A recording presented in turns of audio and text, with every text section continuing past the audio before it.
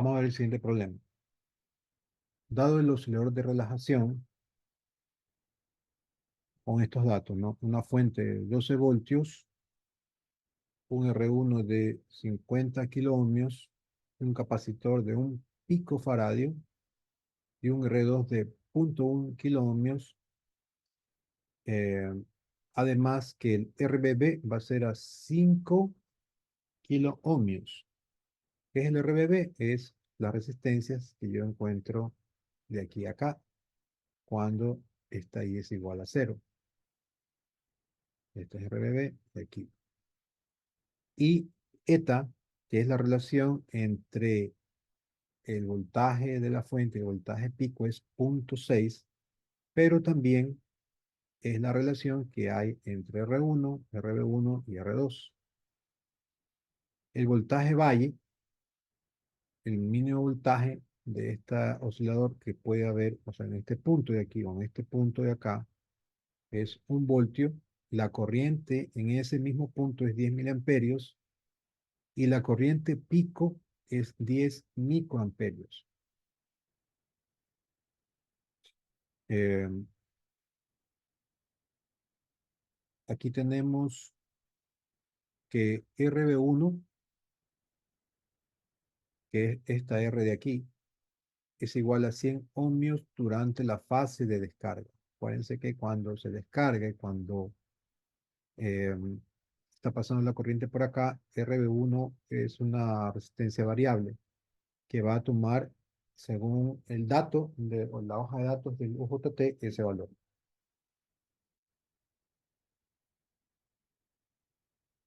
Entonces, hemos identificado todos los datos del circuito y también los datos que nos dan para poder calcular qué cosa, las siguientes preguntas. Determine RB1 y RB2 cuando la corriente en este punto es igual a cero. Ya habíamos visto la fórmula para calcular estas variables donde yo voy a tener el valor de disparo del R2. Otra pregunta, calcule el voltaje pico necesario para encender el UJT. ¿Cuál va a ser el BP? Solo nos están dando el BB, IB e IP. Tengo 3 puntos en la gráfica de la región R. Yo podría, en base a esos datos, calcular el valor del voltaje pico. Determine R1 si R1 está dentro del intervalo permisible para garantizar el encendido del UJT. Entonces, aplicando las fórmulas que conocemos, vamos a ver si los 50 kiloohmios está dentro del rango que está el campo de acción del UJT, que obedece al voltaje valle y al voltaje pico que vamos a calcular acá. Determina la frecuencia de oscilación si RB1, está de aquí, es igual a 100 ohmios durante la fase de descarga, ¿no? Igual el dato que nos dan acá. Trace la forma de onda de BC para un ciclo completo, que es el voltaje BC es el voltaje que vamos a tener acá. Traza la forma de onda de BR2, que es este de aquí.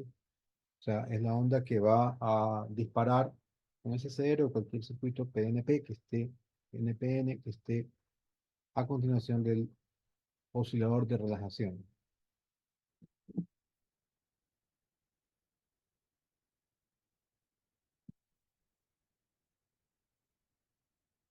Ok, entonces literal, determina RB1 y RB2 en corriente a través de E igual a 0 amperios.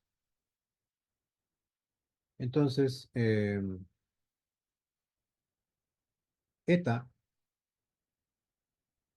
también corresponde a este criterio de aquí, que es el UJT, que es la relación del RB1 dividido para RB1 más RB2.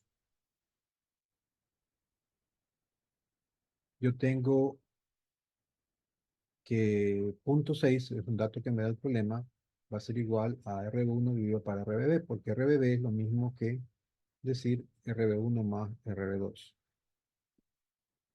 Entonces, con los datos que tengo, RB1 es igual a 0,6, que es eta por RBB, y tengo 0,6 por 5 kiloohmios, 3 kiloohmios.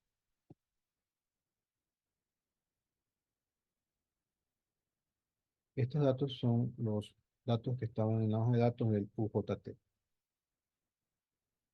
Y también me da el valor de eta, que es 0,6. Y en base a eso yo ya tengo la respuesta de RB1. Ahora tengo que calcular RB2. RB2, de acuerdo a esta ecuación, está aquí, será igual a RBB menos RB1. RBB, que es un dato que me da el problema, es 5K menos los 3K que calculé, que es RB1. Voy a obtener que RB2 es igual a 2 kiloohmios. Entonces, esos son los valores de las resistencias. ¿En qué condición? Cuando la corriente que tengo en el terminal E es igual a cero. Yo dibujo el UJT.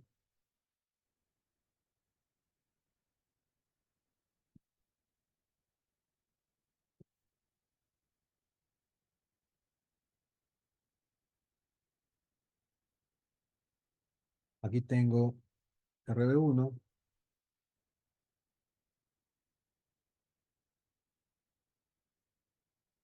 aquí tengo RB2.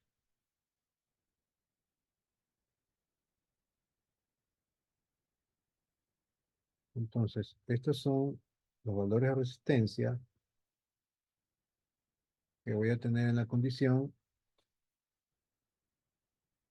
que la corriente es igual a 0 amperios.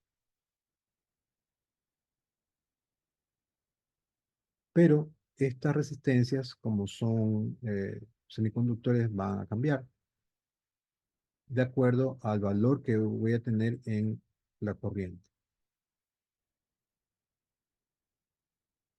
Entonces, cuando esta corriente, no, cuando hay ausencia de corriente, esos son los valores que voy a tener por default, porque el RBB es la corriente cuando, o mejor dicho, la resistencia cuando hay paso de corriente por aquí, ¿no? Entonces, en el momento de que, o el momento que utilizo RBB es cuando está pasando la corriente de carga por ahí. El punto B. En el punto de BC, BP, en el punto del capacitor, que es igual al voltaje pico, y si continuamos con la corriente que es igual a cero, ¿sí? En esta parte de aquí, lo que está graficando, ya tenemos RB2 y RB1 calculados. Este es 3 y este es 2, me da 5 kiloohmios. Ahí tenemos R2, la corriente aquí es cero, pero tengo aquí un voltaje de BP. Cuando tengo esta condición de que tengo solamente la energía necesaria para polarizar correctamente a este diodo, que es la entrada, yo voy a tener estos valores. Esta es la condición. En esta condición. Y en esa condición es porque ya el capacitor llegó al máximo voltaje que se puede cargar, es decir, igual a BP. Entonces, en base a este circuito, yo puedo calcular BP. Entonces, BP va a ser igual a 0,7 más RB1 más R2, que son las resistencias que están aquí, por 12 sobre RB1 más RB2, RBB más R2. Esto es un divisor de voltaje, ¿no? Es un divisor de voltaje que estoy aplicando la receta simplemente, más este voltaje de aquí. Entonces lo que hago es sumar 0,7 más este voltaje de aquí, que es un divisor de voltaje que lo saco con la fuente, por las resistencias opuestas más la suma de todas las resistencias. Tengo el valor de RB1, el valor de R2, 12 voltios, R1, RB2 y R2. Reemplazo valores y obtengo aproximadamente 8 voltios, ¿no? O sea, 0.7 más 7.294, aproximadamente da un valor de 8 voltios, que es el máximo valor que va a tomar el capacitor y va a recibir en el terminal el UJT.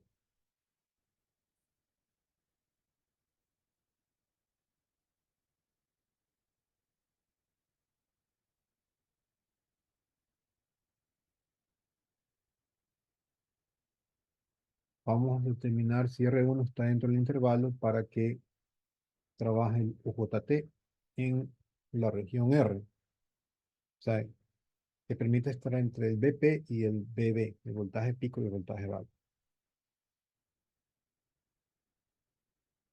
Aplicamos la fórmula que ya revisamos en la parte teórica, donde yo establezco el límite, ¿no? Voltaje de fuente menos el voltaje de valle sobre corriente de valle, voltaje de fuente menos el voltaje de pico sobre corriente pico. Eso me va a determinar el rango de R1. Comienzo a reemplazar valores, 12 voltios, voltaje de valle que me da el problema, el datasheet, un dato que me da 1 voltio y la corriente de valle es 10 miliamperios. Por el otro lado, la voltaje pico lo calculé, me dio 8 voltios y la corriente pico me la da el problema, que es 10 microamperios. Entonces yo calculo, voy a tener que el valor mínimo que debo considerar para R1 es 1.1 kiloohmios y el valor máximo que debo considerar para R1 es 400 kiloohmios. Entonces, por lo tanto, por lo tanto, el, si cumple, si está dentro del intervalo porque R1 está en 50 kiloohmios.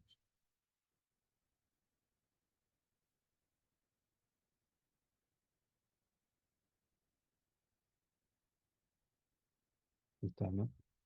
Está dentro del intervalo.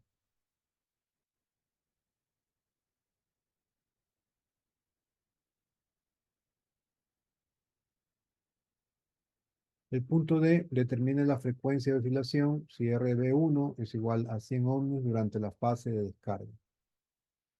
Cuando el capacitor se está descargando, la corriente IE en el punto IE ya no es igual a cero, porque se está descargando a través de RB1 y también en R2. Entonces, RB1 yo lo había calculado en 3 kiloohmios, mientras no esté pasando corriente por el terminal E. Cuando ya comienza a pasar RB1, o sea, en la fase de descarga, cambia de valor a 100 ohmios. Entonces, yo puedo determinar ya con los valores que tengo una frecuencia de oscilación.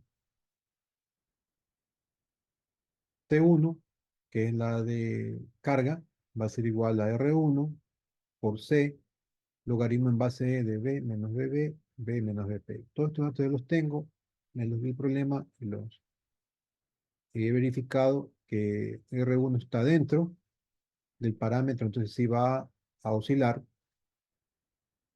Con esto solamente reemplazo los valores. 50K, 0.1 picofaradios, el logaritmo en base E de 12 menos 1, 12 menos 8.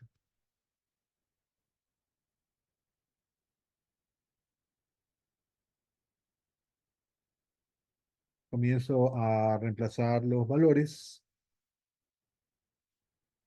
No, recuerdo nuevamente que para que no fallen en los cálculos, siempre en el sistema internacional tengo que llevar la notación científica, ¿no? 50 por 10 a la 3, punto 1 por 10 a la menos 9, significa picofaradios. Eh, y pues ahí yo saco, este producto es 5, pues 50 por punto 1 por 10 a la menos 3. Logaritmo en base de 11 menos 4, ¿no? 11, 12 menos 8, 4. Dividido para 4. 11 dividido para 4. Esto me da 5 por 10 a la menos 3 por 1,01, que da un resultado de 5,05 milisegundos. Ese es el periodo de 1.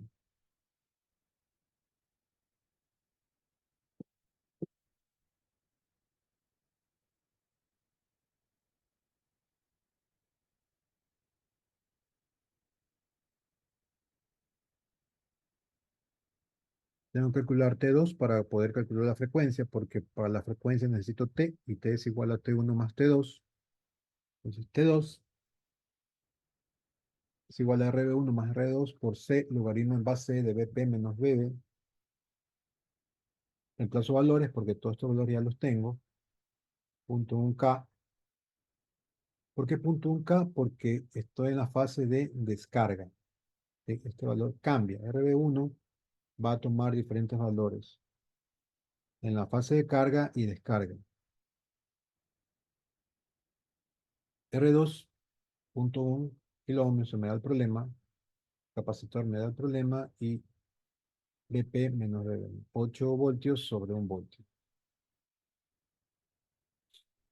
Y esto me da 41,6 microsegundos.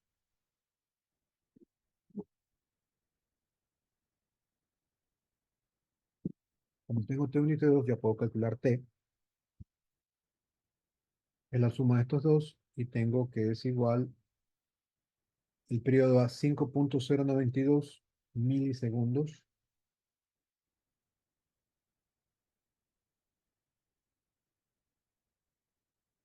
y la frecuencia de oscilación sería el inverso, que es 196 hercios.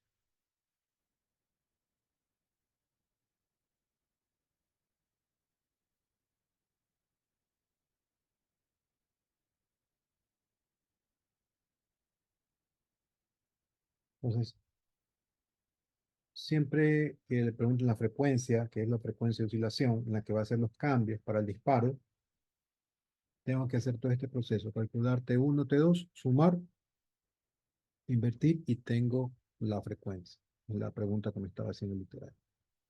Siguiente literal, los gráficos. BC. Aquí tenemos BC con respecto al tiempo. Tau, R1 por C, es el tiempo que va a tomar desde 1 voltio, que es el voltaje valle, propio del UJT, hasta el voltaje pico calculado del UJT, que es 8 voltios. El tiempo que va a tomar llevar el voltaje 1 voltio a 8 voltios va a estar determinado por R1 y C, que calculando es 5,05 milisegundos.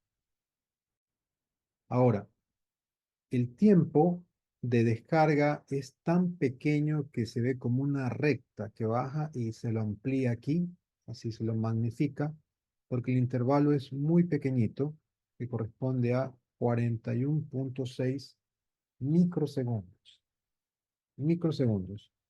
Entonces, en el macro, en la gráfica, eh, es algo muy pequeño que va a lucir así, ¿no? Como una caída así, de muy poco tiempo. Entonces, si ustedes ven el cálculo, ¿no?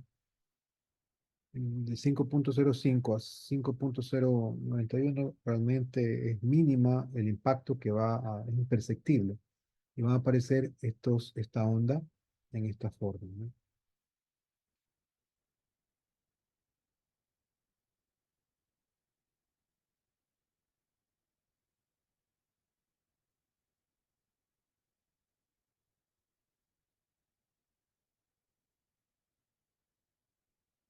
Ahora, BR2, el voltaje en R2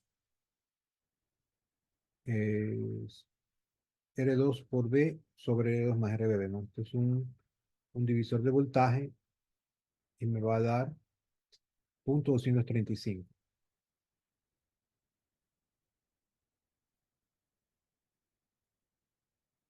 Y en la parte de cuando el capacitor está totalmente cargado, antes de que pase la corriente por allí, yo tengo que RB1 va a tener el valor de 100 ohmios, ¿no? A 0.1 kilo ohmios. Y aplicando los valores de la fórmula que ya deducimos, voy a tener que va a estar en 3.65. Entonces, BR2 va a estar entre 0.235 y 3.65. Este durante la fase de carga va a tener este valor pequeño y durante la fase de descarga va a llegar a 3.65.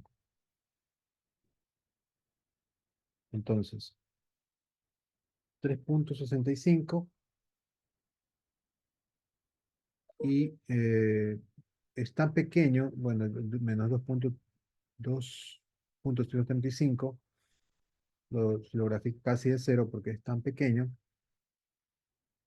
y va a llegar hasta este valor de 2 voltios porque ese valor corresponde al voltaje de valle, ¿no? En 5.05 microsegundos, lo que hace es llegar a la carga, ¿no? Mientras está cargando, en BR2 voy a tener este voltaje de aquí, de 2 voltios, y la descarga,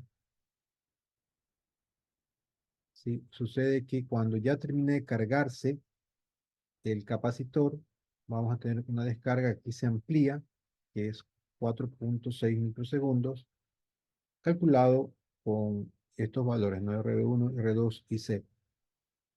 Entonces, este valor de 4.6 microsegundos va a corresponder al disparo donde va a tomar estos valores, ¿no? Entre 2 y 3.65 voltios el valor en R2.